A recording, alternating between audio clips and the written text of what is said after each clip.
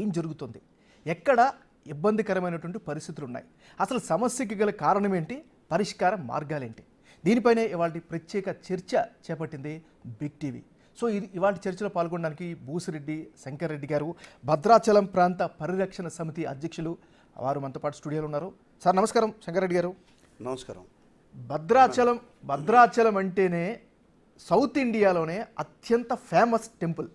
ఒక రకంగా చెప్పాలంటే అయోధ్య రామాలయం కంటే ముందు నుంచే పూర్తి స్థాయి పూజలు అందుకుంటున్నటువంటి వాళ్ళు మన భద్రాద్రి రాములు వారు.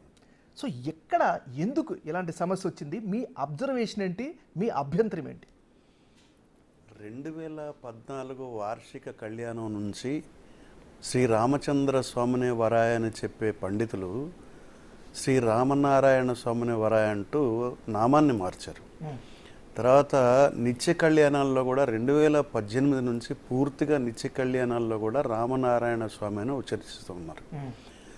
తర్వాత శ్రీరామనవమి కళ్యాణాల్లో యథేచ్ఛగా వాళ్ళు చెప్తూ అసలు ఇక్కడ ఉన్నది శ్రీరామచంద్రుడే కాదు, ఆనాటి శ్రీరామచంద్రుడు కాదు, ఈయన దశరథ తనయుడే కాదు, ఈయన వైకుంఠం నుంచి వచ్చిన శ్రీ మహావిష్ణువు అని చెప్తున్నారు. అంటే శంకర్ రెడ్డి గారు, ఇక్కడ నాకు కూడా అర్థం కావాల్సిన ఒక అంశం ఏంటంటే భద్రాచలంలో ఉంటుంది శ్రీ సీతారాములు వారు. అవును. కానీ వాళ్ళు పఠిస్తున్నది మాత్రం నారాయణ మంత్రాన్ని, అంతే కదా? అంతే. జనరల్గా ఈ రెండు శాఖలకి తేడా ఉంటుంది, ఈ రెండు దేవుళ్ళకి తేడా ఉంటుంది. ఒకటి రాముడు వారు అయితే ఇంకొకరు విష్ణుమూర్తి. సో మీ అబ్జర్వేషన్ కరెక్ట్ కనుకైతే ఖచ్చితంగా ఇది తప్పు. సో మరి ఇది ఎప్పుడు మీరు గమనించారు?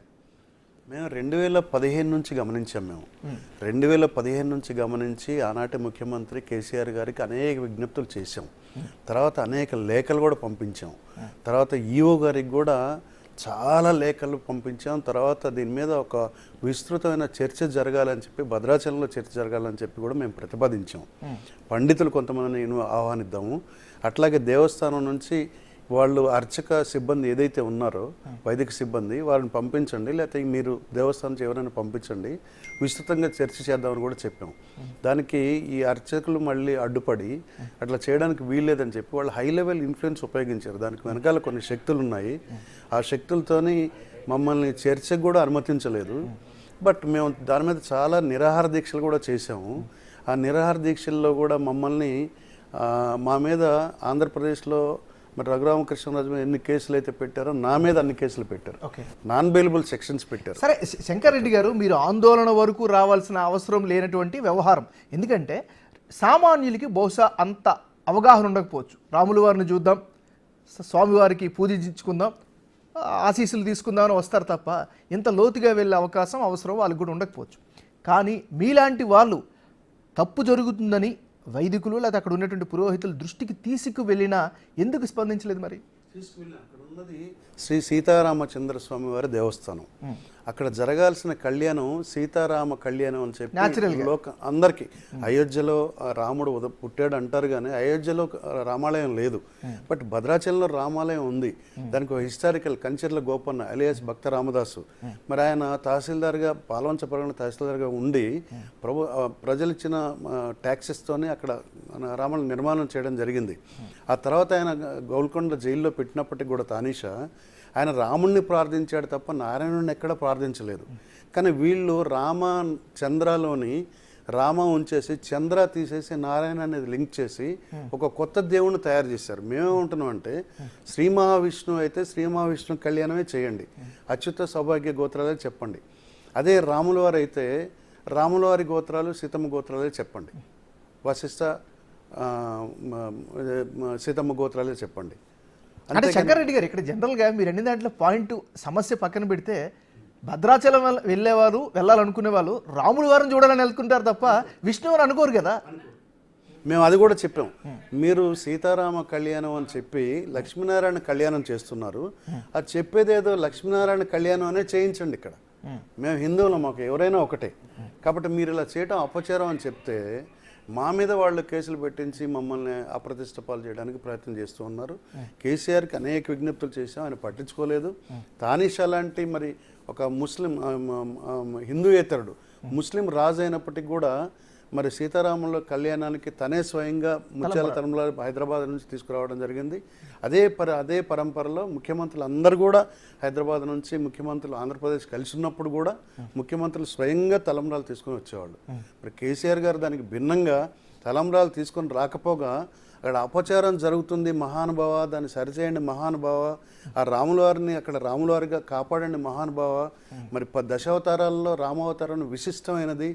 ప్రతి మనిషి ఎలా జీవించాలి, రాజు ఎలా పరిపాలించాలి, అన్నదమ్ముల మధ్య సంబంధాలు ఎలా ఉండాలి, ప్రతి మనిషి జీవన విధానం ఎలా ఉండాలి అనేది పూర్తిగా శ్రీ మహావిష్ణువు రాముడిగా జన్మించినటువంటి అవతారం.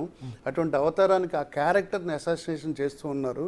కాబట్టి రాముడిని కాపాడండి అక్కడ అని చెప్పి మేము ఎంతో మొరపెట్టుకున్నాం. కానీ శంకర్ రెడ్డి గారు మీరు చెప్తున్నట్టు చాలా ఆసక్తికరంగా కూడా అనిపిస్తుంది. ఎందుకంటే ఆయన గత 10 ఏళ్లలో చెప్పుకుంటూ వచ్చారు, అనేక యాగాలు చేస్తున్నాను, హిందూ పరిరక్షకుడిని అంటూ కూడా కేసీఆర్ గారు ఆయనే డైరెక్ట్గా చెప్పినటువంటి పరిస్థితి. మరి ఈ విషయంలో ఎందుకు మరి ఇంత నిర్లక్ష్యం వహించారంటే ఏం చెప్తారు? భద్రాద్రి రాముడు అంటే మరి ఎందుకు ఆయన భద్రాద్రి సందర్శించలేదు? ఈవెన్ ఎలక్షన్స్ అప్పుడు కూడా కేటీఆర్ భద్రాచలం వచ్చి రామాలయాన్ని సందర్శించమని స్థానికులు అడిగితే కూడా ఇప్పుడు రాను, గెలిచిన తర్వాత అప్పుడు వస్తాను, అప్పటి వరకు నేను రాను అని చెప్పారు. 100 కోట్ల రూపాయలు ఇచ్చి రామాలయాన్ని అభివృద్ధి చేస్తామన్నారు. తర్వాత 1000 కోట్లు ఇచ్చి భద్రాచలం చుట్టుపక్కల ముంపుకు గురవుతున్న వాళ్ళందరికీ రక్షణ కల్పిస్తూ ఉన్నారు. 100 కోట్లు ఒక్క రూపాయి కూడా ఇవ్వలేదు, 1000 కోట్లలో ఒక్క 10 రూపాయలు కూడా ఖర్చు పెట్టలేదు. బట్ రాముల వారికి అపచారం చేస్తూ ఉంటే మిన్నకుండి రాముల వారికి అపచారం జరుగుతుంది అన్న మాబోటి వాళ్ళపై వాళ్ళు పోలీసులని ఉసిగొలిపి సెక్షన్స్ పెట్టించి మా మీద నాన్ బెయిలబుల్ కేసులు పెట్టించాడు తప్ప ఎందుకు మరి రాముల వారు అంటే మరి ఆయనకి వ్యతిరేకత ఉందో ఏముందో తెలియదు. రాముల వారు అంటేనే మేము చాలాసార్లు స్టేట్మెంట్ కూడా ఇచ్చాను, రామాపచారం జరుగుతుంది, ఏదో ఒక రోజున మీ పదవి పోవడం ఖాయమని కూడా స్టేట్మెంట్ ఇచ్చాను నేను. తర్వాత కవిత ఓడిపోయినప్పుడు కూడా నేను స్టేట్మెంట్ ఇచ్చాను, రాముల వారికి జరిగే అపచారం వల్ల మీరు కవిత ఓడిపోయింది అని.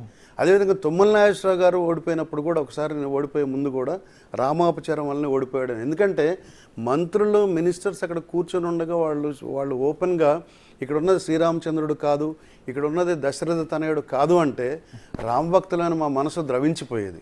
అంటే శంకర్ రెడ్డి గారు మీరు అబ్జర్వేషన్ చేసినట్టు ఇంకా ఎవరూ అబ్జర్వ్ చేయలేదా, చేసినా పట్టించుకోలేదా? మీరు చెప్తున్నారు ఆల్మోస్ట్ 10 సంవత్సరాలు 2012 తర్వాత అని చెప్పుకుంటూ వస్తున్నారు. ఇప్పుడు 2024లో ఉన్నాం, ఆల్మోస్ట్ పుష్కర కాలం.